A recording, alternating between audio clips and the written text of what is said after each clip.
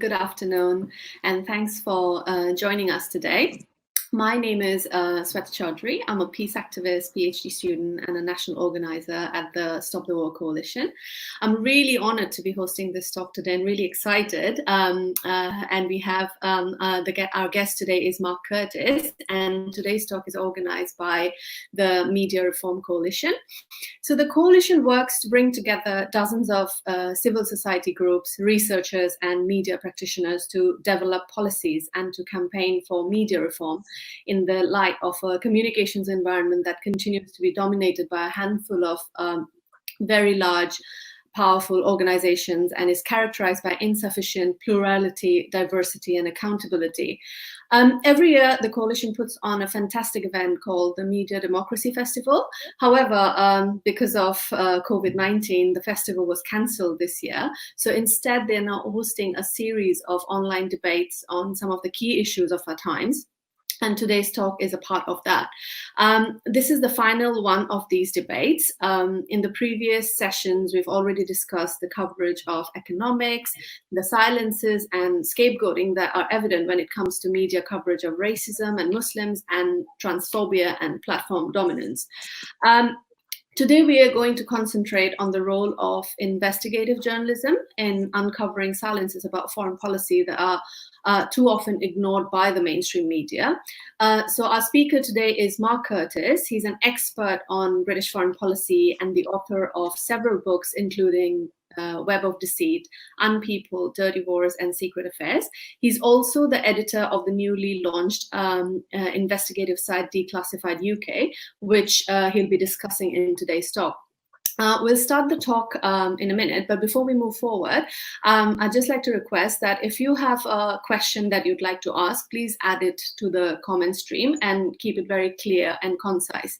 So let's begin the session now. Mark, a very warm welcome. Over to you.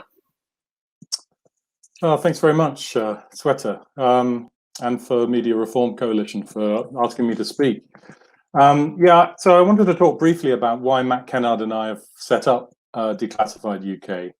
The overall reason for this is that we in the UK have an enormous problem. I mean, there literally is no functioning information system where people really can find out what UK governments are actually doing in the world. The establishment media is simply not serving the public. There is a massive gap in reporting on UK foreign policy. So we've set up Declassified to tell the truth about the UK's role in the world. We're covering mainly military, security, intelligence policies, but also corporations, British environmental policies, development issues. We are biased. We're biased in favour of reporting on the UK's impact on people, on human rights, international justice, free speech, international law. These are the key things for us. We're moderates. We believe in those principles, unlike the extremists currently in power. And I think that our belief in those principles makes us different to the establishment media, which doesn't base its reporting very much on those principles. We've done 66 investigations so far since we began last September. On our website, they're all there, declassifieduk.org. So far, we've revealed things like secretive UK military programs in Saudi Arabia, how the UK military's greenhouse gas emissions are 11 times larger than the government admits, how the UK is quietly continuing its war in Yemen under coronavirus, how the UK is conducting military training in environmentally protected areas in Belize, how GCHQ is infiltrating British schools and allowing arms companies involved in killing children overseas to teach our children. It's a privilege for me to be working with two amazing investigative journalists at Declassified, Matt Kennard and Phil Miller. Matt used to work at the Financial Times, but has since recovered and is now doing amazing work. Phil has just produced a groundbreaking book on UK mercenary operations around the world. And both are brilliant researchers and reporters. We've also got a commissioning budget to allow great journalists to write for us. We want to offer a platform to writers who currently don't have a platform. either writers in Britain or in countries affected by UK foreign policy. They can be young writers, they can be up and coming or established journalists, and we really welcome pitches for investigations from people who want to write for us. We see our role as public service journalism because we ourselves are fed up with propaganda and fake news, and with the public not being informed what's being done in their name. It's wrong to think of the establishment media as news organizations. They're more corporations with political and financial agendas. And once you understand the media as lobby groups for the establishment, their outputs make more sense. The right-wing billionaire-controlled media are basically lobby groups for the conservative wing of the establishment. The Guardian, mainly, for the liberal wing of the establishment. These are essentially the false information platforms of the British elite, what I call the oligarchy, a highly secretive, elitist, privileged group who basically control state policies. Our system is routinely called democracy in the ideological system, but it really only has a few true democratic elements. And the establishment media reinforces that oligarchy. Now, for anyone that knows much about the UK's role in the world, it's impossible to read the mainstream media as a consumer of news. You can only really look at it as an analyst of misinformation and propaganda. Sadly, the establishment media are doing a very effective job for the oligarchy. Partly, I think, because many people still don't really accept that the media play such a widespread propaganda role. But I think things are changing. And the good news is that more and more people do know what the role of the mainstream media is. There was a poll recently showing that the population who trust the mainstream media is declining, which is a very positive development, in my view. For me and many other people, the general election last December was a pivotal moment in British life, perhaps akin to the Iraq War of 2003. There may have been several reasons why Corbyn lost that election, but what's clear is that the media mounted the biggest propaganda campaign in British post-war history to ensure that largely popular policies promoted by Corbyn would not prevail. And the real enemy of that campaign was not so much Corbyn as the public.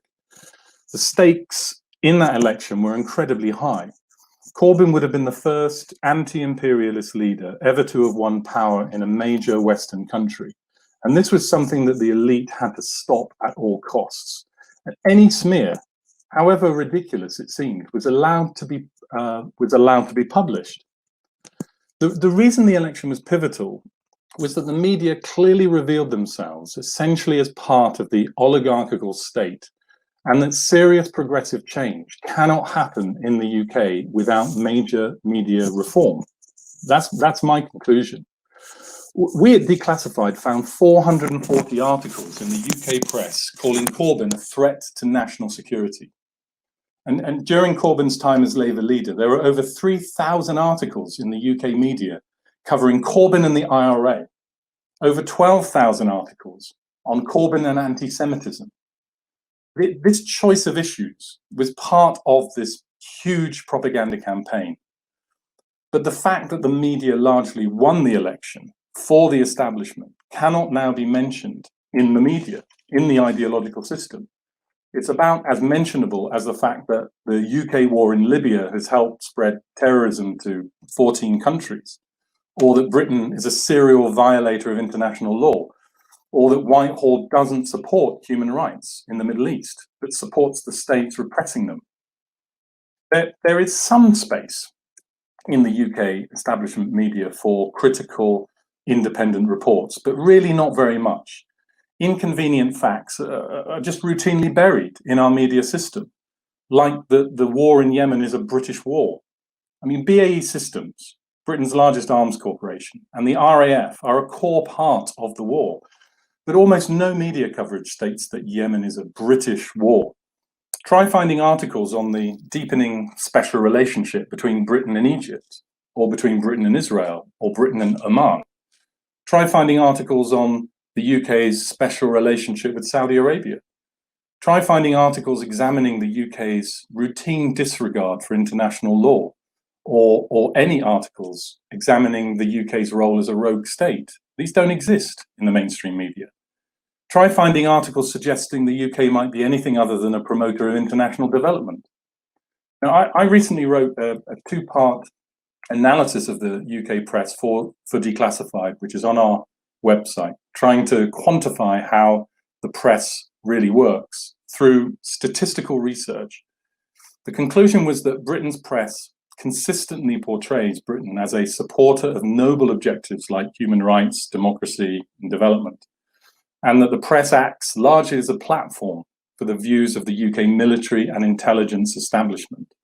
You only have to look at the issues covered, how they're covered, who is quoted. There are very few exceptions. The UK's alliances with repressive regimes are ignored or downplayed in the media, while our official enemies like Russia, China, Iran are endlessly criticized, often accurately. But you can say anything you like about Moscow or Beijing in the media, but not about London.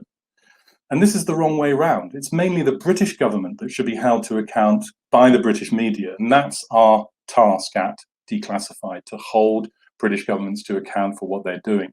And it's not just the right-wing media that's the problem. The Guardian and the Observer have supported the UK's regime change wars.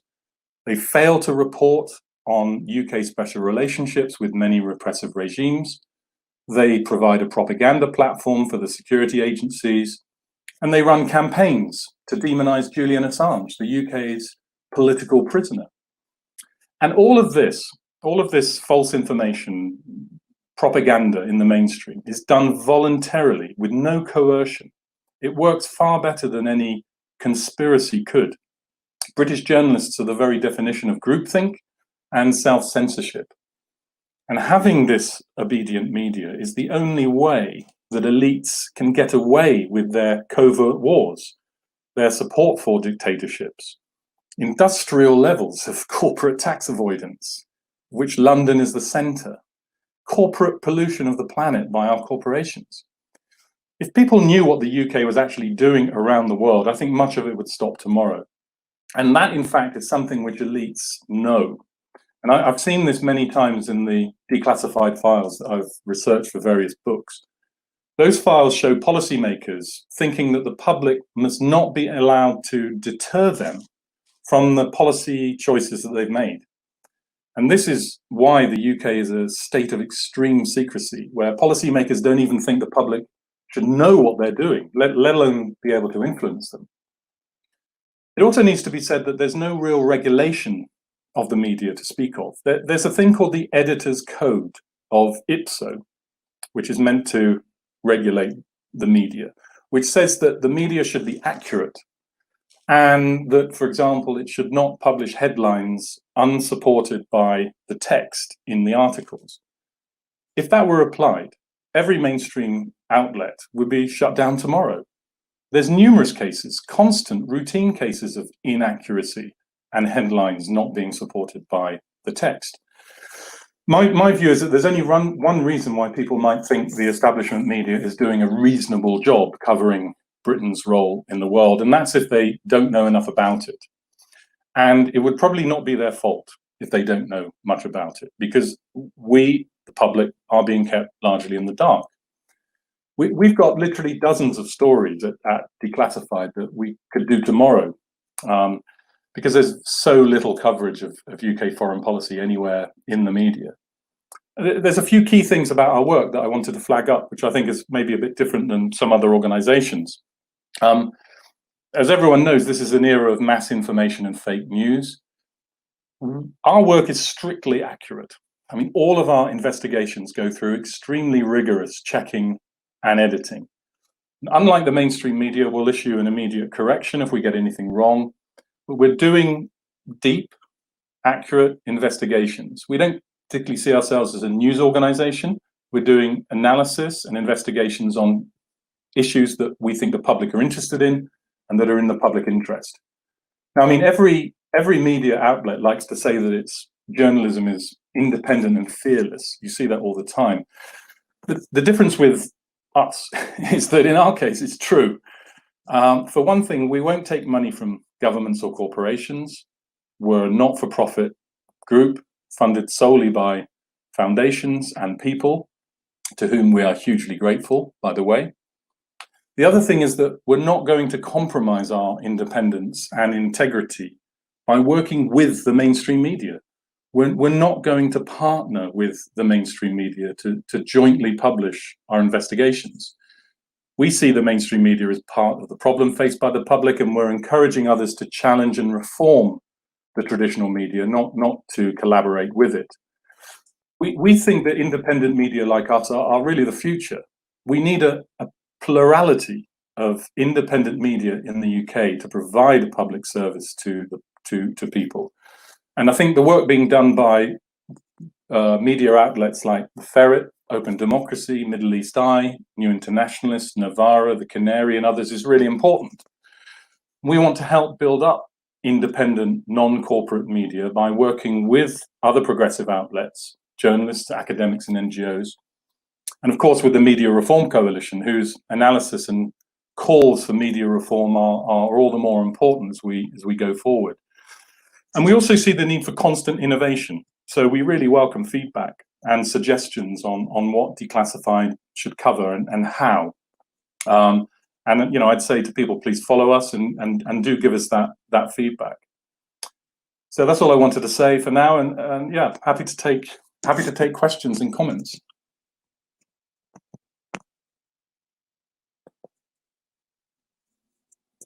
Thanks, Mark. Thank you, Mark.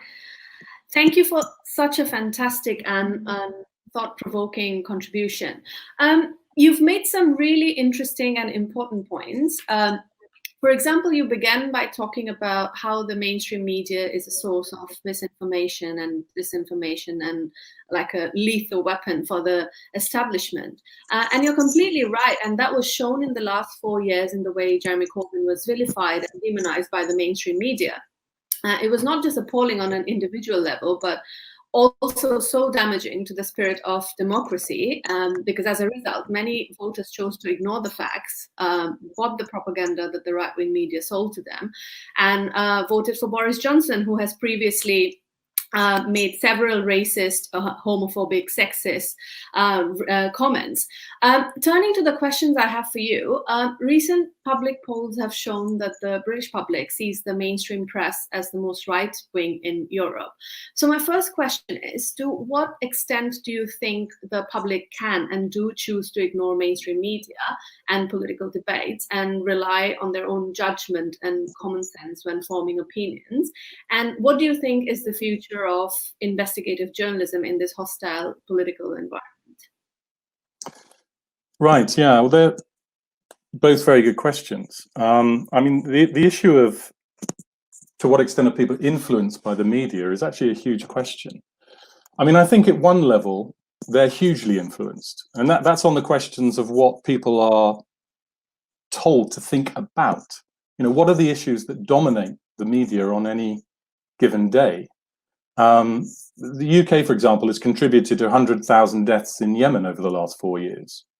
Few people are thinking about that. Why is that? Well, maybe it's because some people don't care, but I think many people would care if they were constantly told the truth about the UK's role in that slaughter of people. You know, if they knew about the detailed role being played by the Royal Air Force or about the BAE systems in keeping the Saudi war machine going, directly facilitating those killings. You know, if that was on BBC News every other day, that would be something that people would be thinking about. But the fact is that people are largely kept in the dark about what's going on in the world in which Britain is involved. And that kind of sin of omission, what the media doesn't talk about, is really significant. I mean, personally, I think that people are certainly capable of exercising judgment and don't simply believe what they read in the media. But when people are constantly bombarded with the same message, like, you know, that Corbyn is a terrorist, Corbyn is a Marxist, Corbyn hates the UK, is an anti-Semite, I mean, those messages tend to then, I think, begin to indoctrinate people. People begin to think, well, there's no smoke without fire. You know, it's the basic principle of advertising. If you repeat constantly repeat a message, and then people eventually end up believing it. And I think our media tends to work like that, you know, both in terms of what's covered in the media and how it's covered. I think your other question about investigative journalism, I mean, in some ways, this is under huge threat. I mean, for two reasons, actually. I mean, one is what's happening to Julian Assange and Belmarsh. There seems no doubt that the US administration and the British government want to make an example of Julian Assange. You know, they want to punish WikiLeaks for revealing state crimes that are actually in our interest. And this could send, it is already sending, a terrifying message to, I think, other journalists and to anyone interested in actually revealing what our governments are doing around the world. This literally is about criminalizing journalism. And if the extradition of Julian Assange goes ahead, I think it will be horrendous for the future of journalism, and particularly investigative journalism. But I also think this is a great example, actually, of how media propaganda has worked, because, you know, a huge propaganda campaign has been mounted by the media over the last few years to demonize Assange, saying that he's an ally of the Kremlin, that he's a cutout for Russia, and all this nonsense, which is just complete fabrication.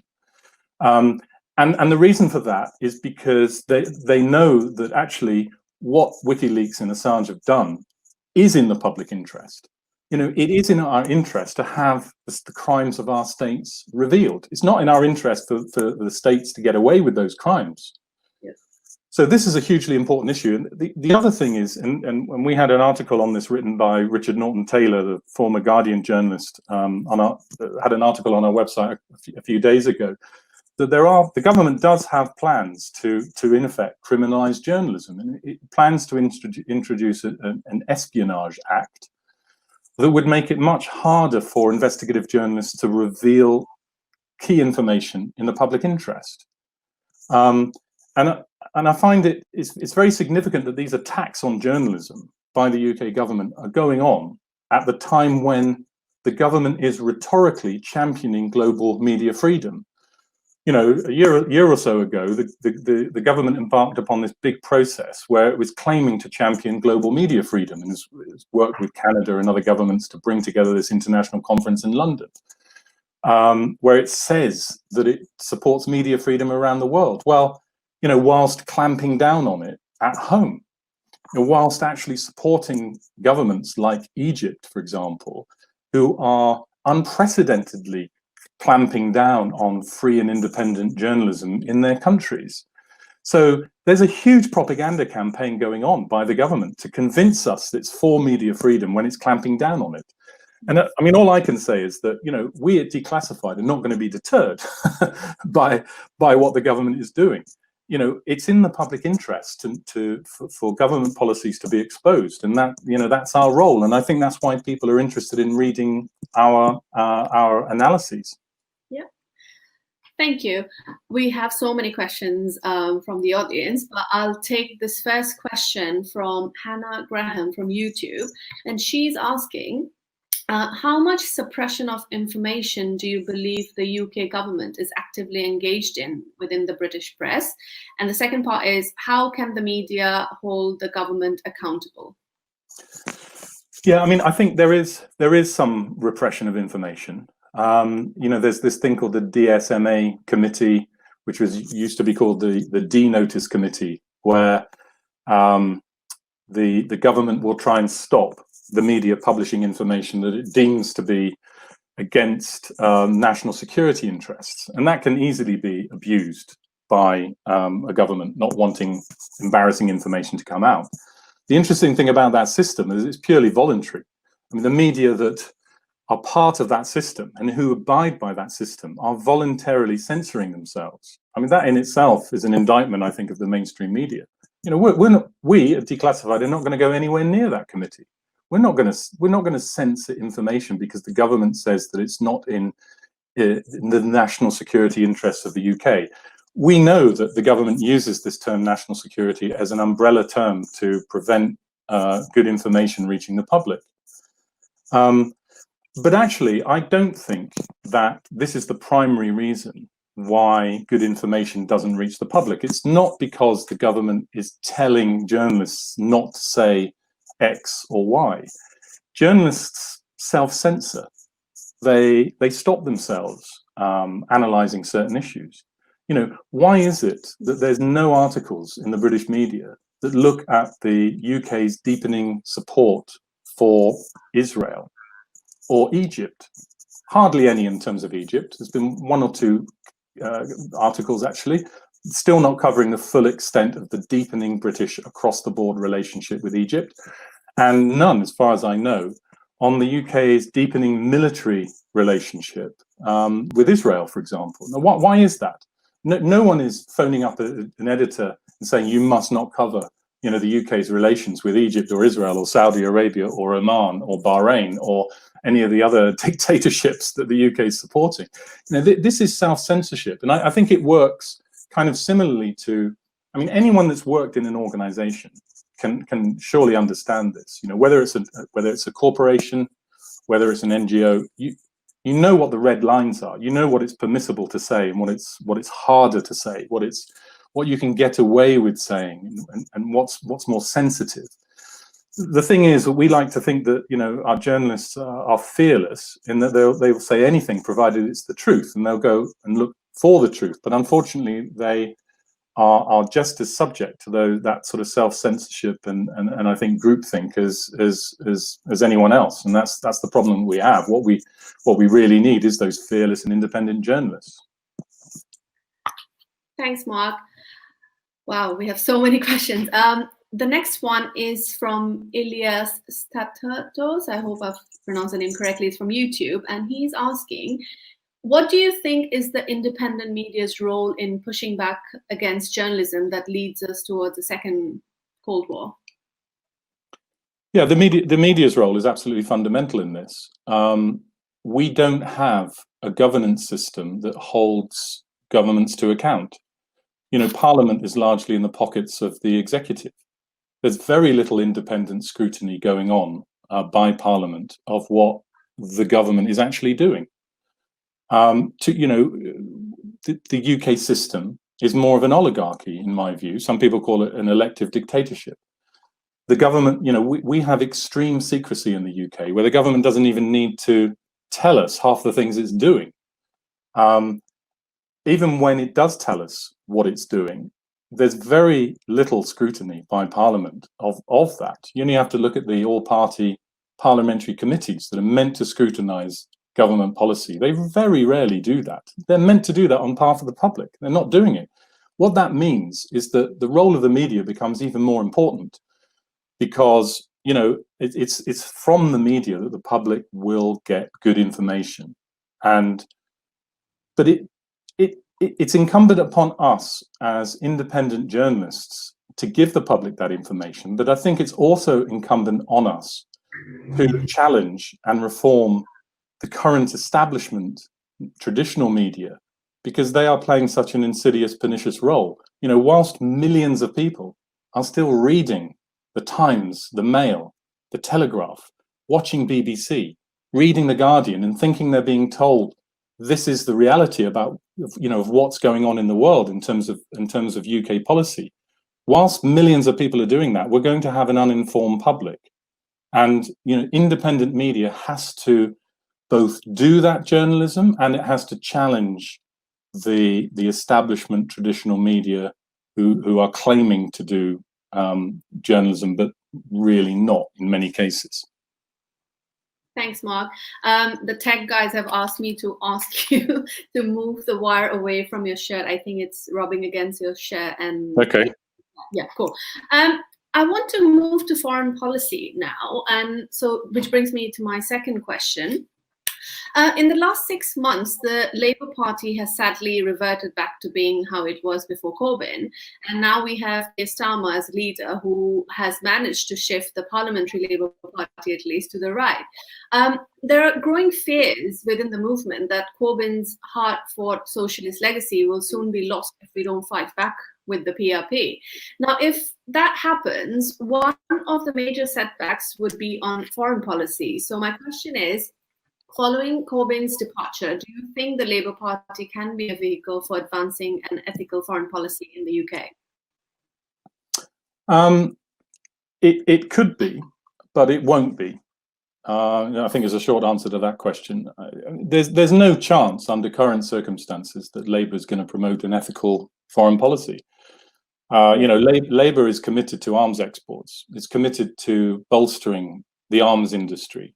It's committed to a special relationship with the US. It's committed to aircraft carriers for power projection overseas. It's committed to nuclear weapons. If you look at the top lines of Labour's foreign policy proposals, they are deeply worrying.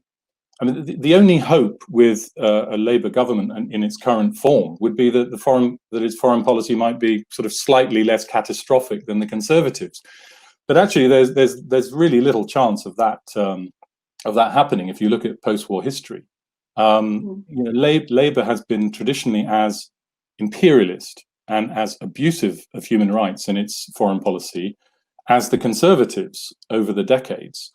To take one example, the Wilson government in the late 1960s, kind of an example of old Labour before Blair, was very possibly the worst post-war government in British history when it comes to promoting ethical foreign policies. It armed Nigeria as the Nigerian government was slaughtering millions of people in the Biafra War.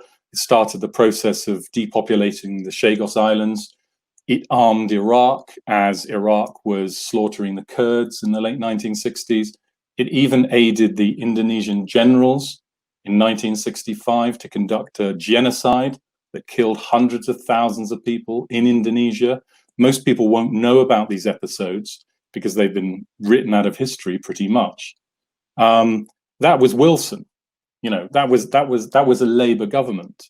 We could talk about Attlee. Could talk about Attlee's war in Malaya. We could talk about Blair's war in Iraq.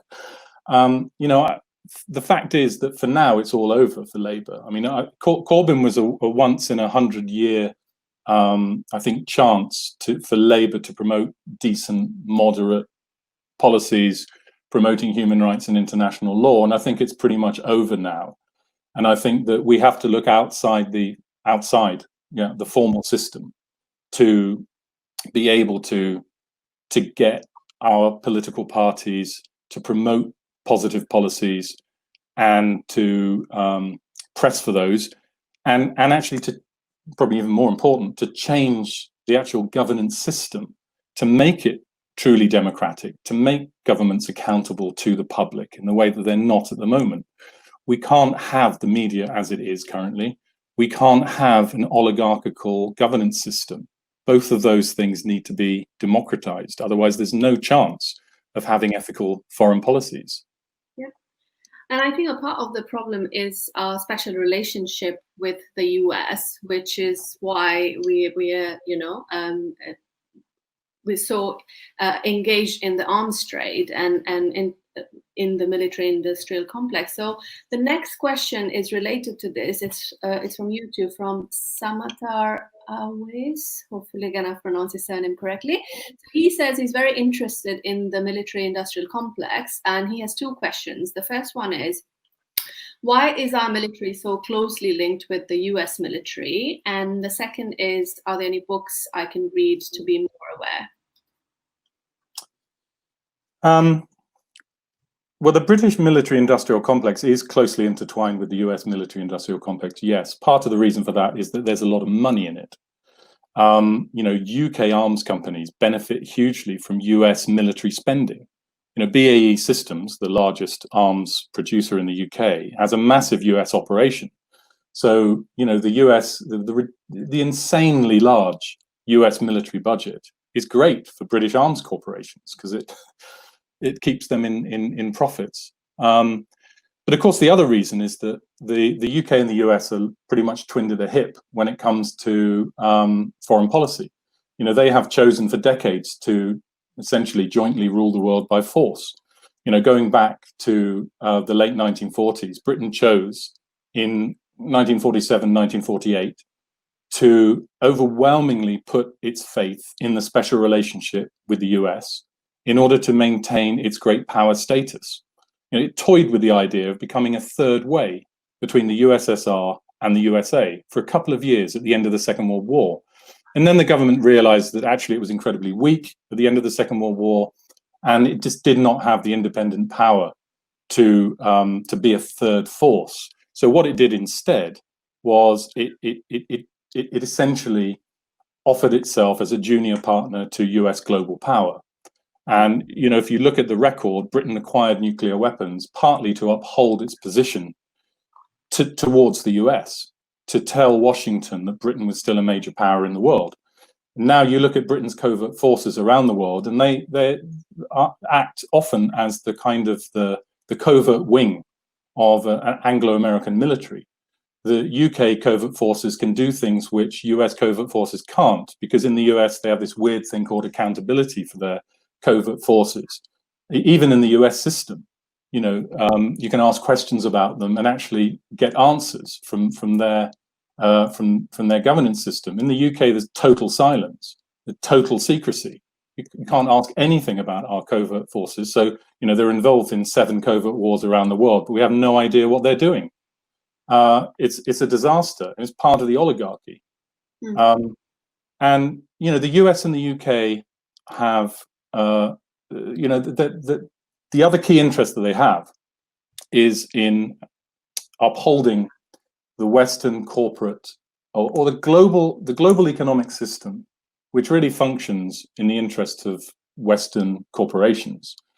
And these really are the twin goals of the UK. I mean, if you look back through the historical record and think, what do British elites want from the world? What's their grand strategy in the world? There are two key priorities that shine through these declassified files. One is to remain a global power, which partly is to do with maintaining the special relationship with the UK, with the US, having nuclear weapons, intervening all the way around the world, and so on, maintaining a seat at the UN Security Council. The other major goal is to ensure that the global economy functions in the interests of British and Western corporations. The best way to kind of police the world or rule the world is to do that in collaboration with the world superpower, which is the US. And so Britain has chosen to do that. It's actually catastrophic, not only for us, but for the rest of the world. It would be better if we had special relationships with other countries than the world's, rather than the US and Saudi Arabia, for example, who are probably our 2 key closest relationships, and really not very good for either us or other people. Thank you. I want to talk a little bit about Declassified UK, and there's a really good question from Anne Catherine from Facebook, and Catherine Michaels from Facebook. So she's asking, how do you guys get information directly to your audience, and how can we reach a wider audience outside of big tech platforms? Well, we get information directly to our audience in a very simple way. I mean, just by publishing on our website, and then by publishing on social media. We've been pretty active on Twitter. We're increasingly active on Facebook, so you can follow us on Facebook. We have a YouTube channel. Those are the main ways that we disseminate our information. We want to drive more and more people towards those channels. Obviously, we want to get a big audience. We want people to see what we're writing. We think it's important. We think people will be interested. It's important that people consult a variety of independent information outlets. I think certainly, rather than what we have at the moment is we have a system where millions of people are still reliant on 1 or 2 sources of information. Still a lot of people buy a daily newspaper. Thankfully, that's decreasing. A lot of people watch BBC News and actually think they're watching the news. They might only occasionally consult independent media online. Now, I know that for many people probably watching this program, that might seem a bit weird, because the younger generation and increasingly large numbers of people are looking online, and they do look at large numbers of a variety of sources of information. That's what really everyone should be doing, because we should be applying our rational judgment and consulting a range of different different voices with different information, and then weighing up, which is right and which is wrong, and not being taken in by relying on one or two sources. I think I've forgotten the second part of that question, Sweta. Well, where was it? Sorry. There's so many questions I can't find. Oh, how can we reach a wide audience outside big tech platforms? Yeah, that's a good question, isn't it? I'm not sure I have a very good answer to that. I think that's all I can really say. I mean, I think at the moment we are unnervingly reliant on big tech platforms, and who can easily manipulate us. We do need to find ways to speak to each other directly. I'd like to be informed myself about how we can do that. Yeah. There's a similar question from Lucy Taylor on Facebook when she asks, what can campaign groups do to promote getting the truth out and help you, for example, help Declassify UK in getting the material out and the information out? How can campaigning groups help you? Yeah, that's also a really good question, because I mean, my background has been in the kind of NGO kind of advocacy, kind of close to campaigning world. And what I'm doing at the moment is very different. I mean, Declassified is a pure journalism outfit. We're not doing any campaigning or lobbying, and we're not interested in doing that. We're simply interested in analyzing information and then providing that to the public. But we are keen for that information to be picked up, at least by campaign groups, and potentially we are interested in collaborating with some campaign groups who are open to working with us and who are open to to doing good, solid investigative journalism, because at the end of the day it is about taking this information out to a wide audience. I mean, I would say that campaigning groups need to continue to do what they're doing. B, I think they need to stop relying on the mainstream media themselves. I can understand why, when campaign groups have spent a lot of time producing a report, they just want to maximize the coverage that they get for that report. So they take it to the usual suspects. They'll take it to The Guardian, take it to the Mail sometimes, because they have big audiences. I would ask them to really rethink that, and not to collaborate with those organizations, but instead to come to independent media groups like us, who actually share the same agenda that they have, in terms of at least wanting to genuinely inform the public and having an informed citizenry, rather than working with propaganda outlets who have no interest, underlying things in the kind of values and principles that drive those campaigning groups in the first place. They shouldn't be collaborating with the mainstream media. And we are open. We are very open at Declassified to publishing great material that campaign groups have produced, provided it goes through our strict editing and quality control and all that process. But we're certainly keen on doing that. Can I just add one other thing? Campaign groups need, in my view, it depends on the subject, but we don't have a governance system which is democratic, not really. And I think there are all sorts of implications of that. I think that non-violent direct action, civil disobedience can play a really important role. I think it depends on the issue. But on major issues like environmental policies, which are leading us to catastrophe, on British wars and military industry, which is really harming human rights around the world, on things like industrial levels of global tax avoidance, where London is the center. I think on big issues like this, civil disobedience, non-violent direct action can be justified, and I think that groups like Greenpeace and others have shown that you can have impacts, and the public is sympathetic to taking those sorts of actions, if they're done properly on the right issues. And I think that many campaign groups should consider, if they're not already, consider doing those kinds of doing that kind of work. Yep. Thanks. Talking about non-violent ways of like protesting and things like that. The Black Lives Matter movement is like the topic of, you know, we're seeing protests all over the world with what happened with, to George Floyd. And there's a question on from YouTube from Masamba Masanga, and he asks, how have you done any research in regards to British imperialism in Africa, and / do you plan to? Well, I personally have done lots of work on that over the years. Too much to maybe summarize, but yeah, British imperialism in Africa, that's a big topic. We do want to cover that issue. We want to look at current British policies in countries like South Africa, Nigeria, Kenya, Egypt, and others. We have published work on Nigeria recently. We did an analysis of the declassified files on the Labour government's role in supporting the Nigerian government in its brutal campaign to stop Biafran independence in the late 1960s.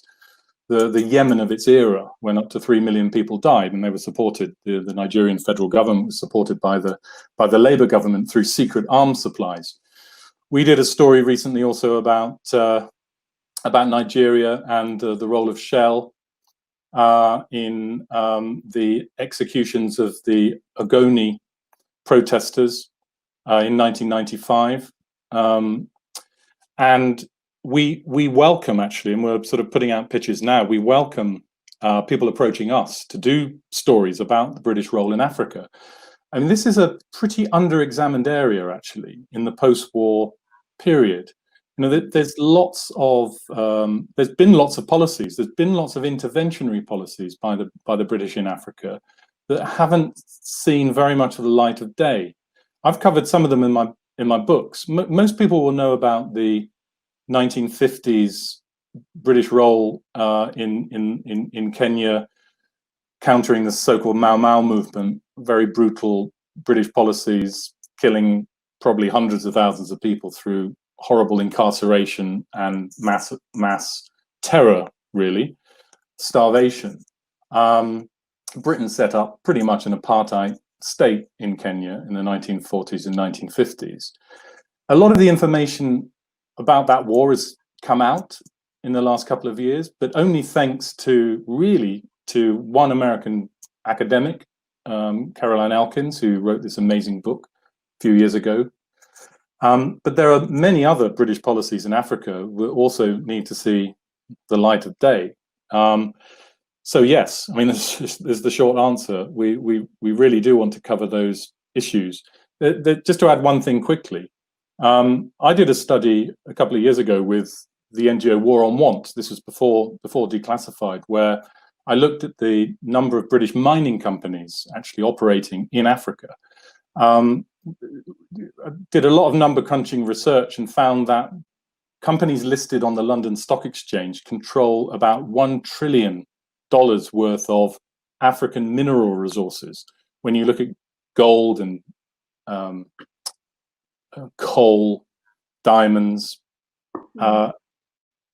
basically Africa's wealth is pretty much in the hands of UK listed corporations, who are often tax avoiders. Many of those companies are even incorporated in tax havens.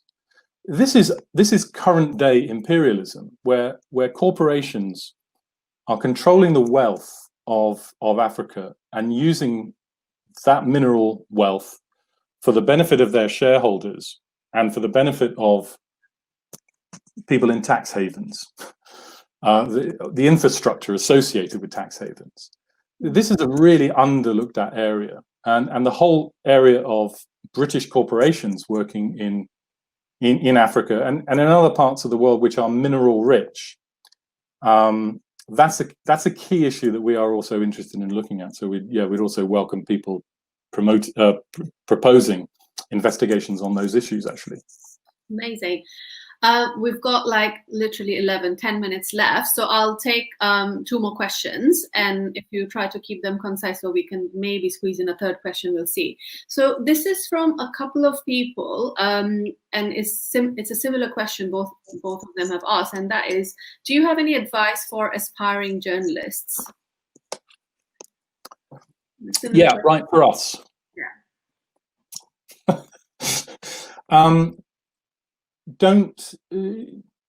You can join the mainstream media. Join the mainstream media, see how it works, and then leave and tell the rest of the world how it works. Do that. That's pretty much what I did by working at Chatham House. You know, I started off when I was in my late 20s, I think, working at the Royal Institute of International Affairs, Chatham House, this sort of, you know, ultra establishment think tank that poses as an independent think tank. It's really semi-official, kind of part of the state in a way. That was a great insight to me, to see how the establishment academics actually work and how much they're co-opted by the state. I think it's very useful to get that experience of working in the establishment, provided that you don't stay in it, provided that you don't get co-opted by it, because, you know, the rewards can be great. Financial rewards. You can win awards. You can earn lots of money by writing nonsense. But the key thing is to keep your integrity and actually to say things that really people don't want to hear, because that's mainly what journalism is about. It's saying things that are uncomfortable to the powerful, and that's very difficult to do if you're a mainstream journalist. So I would say that if you're not going to start off in the mainstream, then pick out some key independent media organizations that you're keen to write for. Some of them do pay. You know, I mean, we pay our independent journalists. So, you know, there is some money available in the system.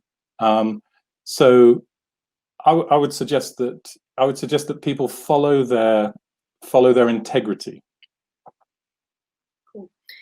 Take 2 more questions, one on Declassified UK and the other one I'll ask on foreign policy, the last question. But this is from Amaya Rue from Facebook, and she asks, to what extent do intercultural strategies play a role at Declassified UK? Any idea what you mean by intercultural strategies? I think I'll read out what she's written. Okay. It appears the mainstream media as we know it makes it easy to disseminate information that creates a face for the UK to the public that is worlds apart from the reality of its actions abroad. As a result, perceptions of identity are enhanced by this. So, I mean, I'm not necessarily entirely sure what the questioner means there, but I mean, I can say one practical thing, which is very practical and may not be what the questioner means, but we are very keen to take analyses and to promote investigations by people who don't get represented in the traditional media, which tends to be white men. You know, the UK is more diverse than that, and we want to reflect that in our reporting.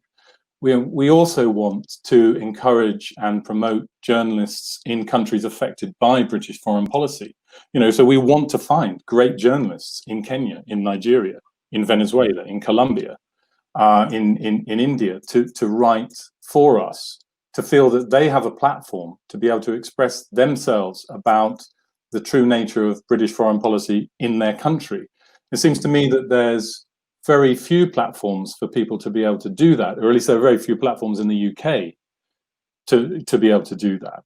Mm. So we are very keen to do that. Okay, and I guess it's like the final question, and it's quite topical. So hang on 1 second. Wanted to talk about the recent attack in Reading. So in light of that and the several other attacks in Manchester and London Bridge in the past, the terrorist attacks, could you discuss the link between UK's foreign policy / overseas military operations and domestic terrorism? And secondly, what role does the mainstream media play in suppressing or concealing the UK's history of controlling foreign governments, especially in the Middle East, and the UK's involvement in ongoing conflicts such as Yemen, which you discussed before? And how do you account for the silences in the mainstream media's coverage for British foreign policy? Sorry, that was long.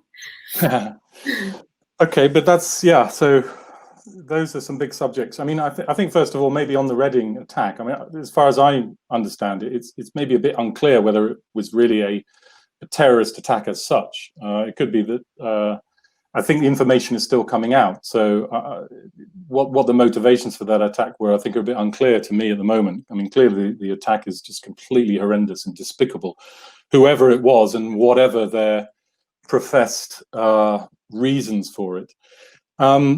So I mean, this link between foreign policy and terrorism is something which I've spent a lot of time working on over the last few years. And my view is that there are essentially two links between the UK foreign policy and terrorism in the UK.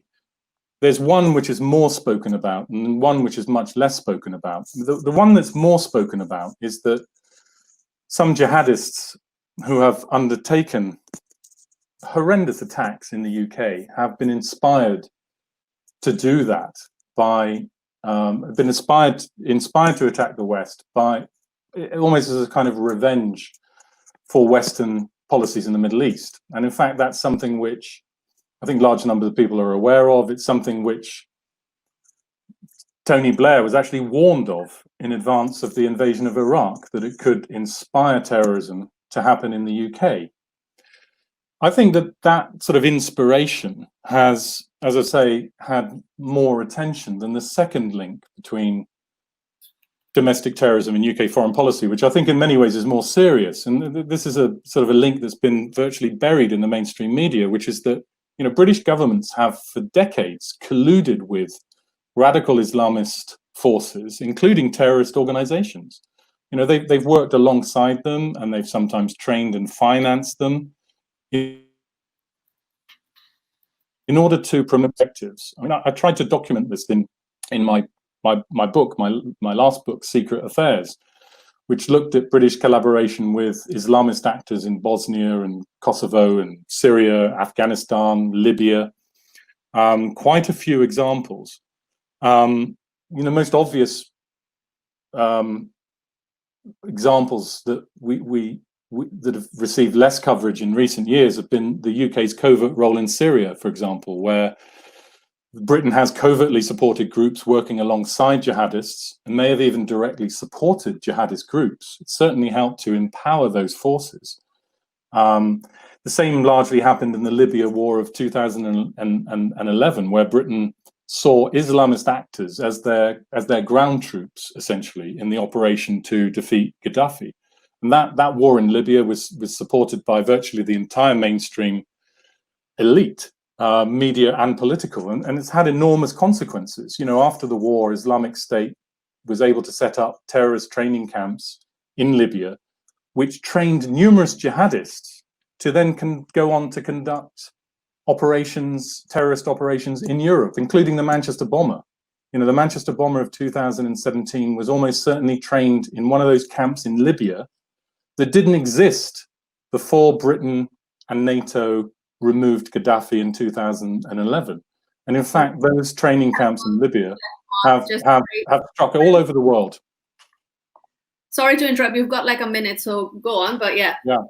No, I was going to say those terrorist camps in Libya, which didn't exist before our war in Libya, have been involved in terrorist attacks all over the world, and the British elite, political elite, have never been held to account for that Libya war, for supporting it. And that's one of the ways in which neither the governance system nor the media holds our policymakers to account for the often horrendous reality of their policies. And that's what we are trying to do at Declassified. And I think that's why a lot of people are following us, because they share the importance of that same objective. Yeah. Well, I guess we will have to conclude with that because we literally have like a few seconds left now. But thank you so much for that outstanding talk. And it was a really good discussion. And we hope to see more stuff on Declassified UK. Just a quick announcement before we leave. Media Reform Coalition is a voluntary organization that survives mostly on thin air and some kind donors. So please consider donating and supporting them, because they're doing some groundbreaking work. And also follow Mark on Twitter and support Declassified UK so he can continue his work. And that is all. Thank you, everyone, for joining. Thanks, Mark. Thank you very much.